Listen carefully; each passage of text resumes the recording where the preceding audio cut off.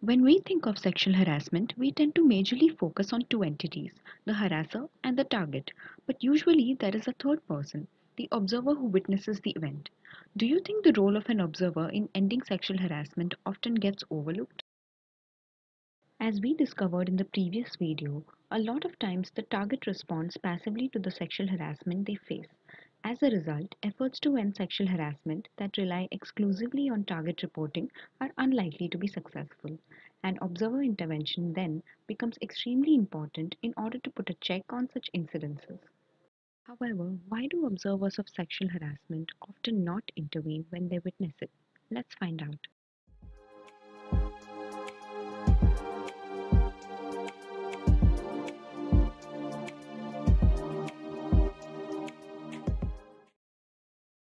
Let's look at the scenario where the harasser is seen passing lewd comments at the target in the workplace.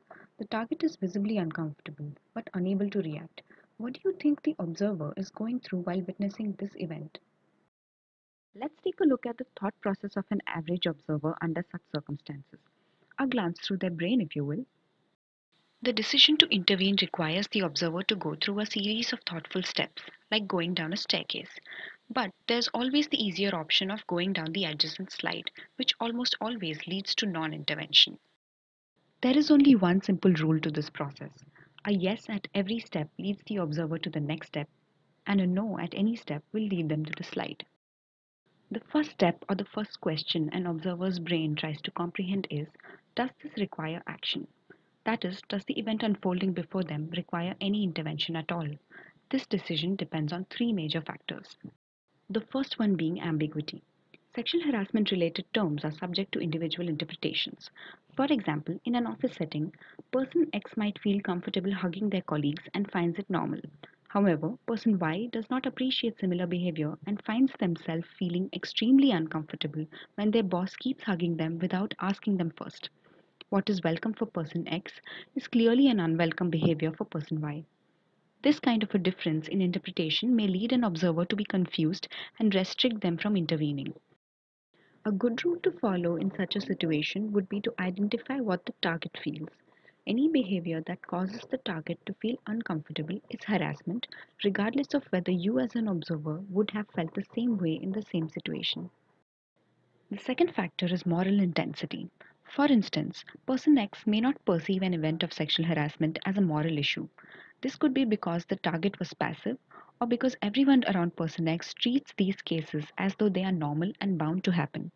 To see it as a moral issue, then, the observer must feel that the consequence of the event is serious.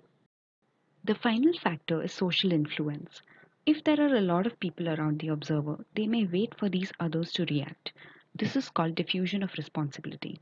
In addition, the observer may also assess if others display concern for the unfolding event. If others seem unbothered, the observer may choose to act similarly.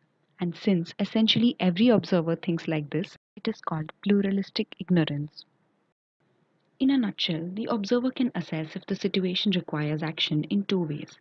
They can recognize that the situation constitutes sexual harassment, is morally wrong, and confirm it from other observers, or they can be confused about each of these factors.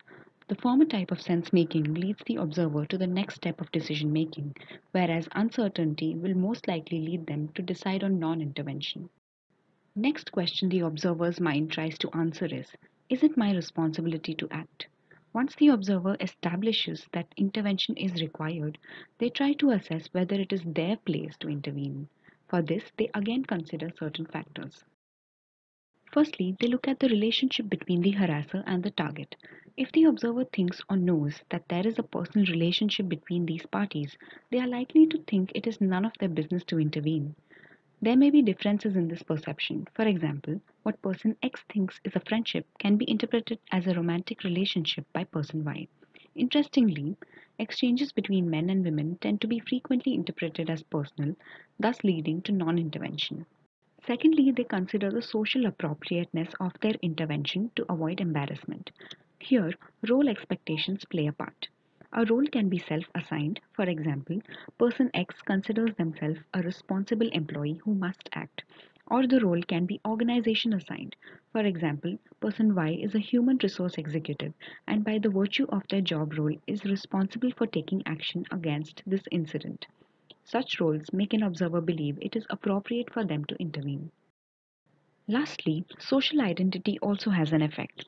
When the observer relates to the target, for example, they belong to the same team, they are of the same gender, or the observer too has experienced something similar, and so on, they are likely to feel more associated with the target and feel a greater responsibility to intervene. This is called empathetic altruism. Increased relatability with the target generates empathy within the observer, urging them to want to intervene. Greater awareness of the target's experience also leads to more identification and empathy.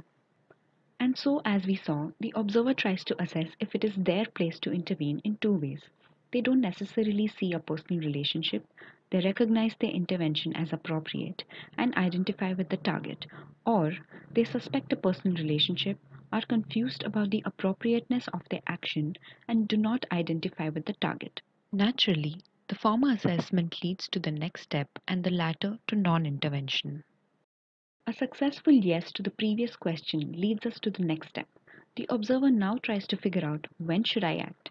They need to decide if they should act immediately, later, or maybe never. Again, multiple factors are considered here. Their experience and emotions matter. Observers who have seen others intervening or have received training to intervene have learnt a potential cognitive script. A cognitive script is a procedure for action in such an event which equips them to intervene immediately. Similarly, if the event evokes strong emotional reaction in the observer due to reasons like direct appeal from the target, a strong feminist orientation, past experience with sexual harassment, and so on, it makes the observer intervene sooner to cope with these emotions. The next factor is the observer's beliefs about harm, recurrence, and welcomeness. If the observer thinks that there is a possibility of present harassment repeating itself in the future, along with the belief that it will cause harm, they are likely to intervene immediately to avoid these consequences. Additionally, if the observer believes that their intervention will be welcomed by the target, the organization, or both, that too drives them to act immediately in an attempt to receive appreciation. Thus, the observer can make sense of when they should act in two ways: by recognizing their strong emotional arousal, believing that the event is harmful can occur again and that the intervention will be appreciated, as well as feeling encouraged to intervene due to being trained, or by feeling limited emotional arousal, believing that the chances of harm, recurrence, and appreciation are low, as well as feeling incapable of intervening due to the lack of training. The former conclusions lead them to take action relatively sooner, and the opposite leads them to decide that they will intervene later, and in some cases, perhaps never. The final step brings the observer to run a cost benefit analysis. This seesaw helps the observer decide how involved should I get.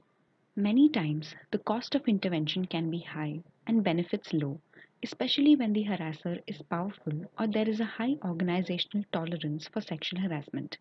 On the other hand, benefits can be high and costs low when there is less organizational tolerance towards sexual harassment. The target is expected to become an ally, and internal standards of the observer's morality are met. Such aspects are weighed against each other to determine the extent to which the observer should get involved while trying to minimize costs. In conclusion, a high cost, low benefit scenario will lead to a low involvement action, such as removing the target from the situation, privately advising the target to avoid the harasser, and so on. Whereas a low cost, high benefit scenario will lead to a high involvement action, such as publicly confronting the harasser or reporting the harasser to the management. With this last step, we reach the end of this decision making process. The observer has decided to intervene after all. It is important to note that since the target is not always in a position to take action, it is unfair to put the responsibility of ending sexual harassment solely on them. Observer intervention should therefore be encouraged as an alternative to stopping sexual harassment.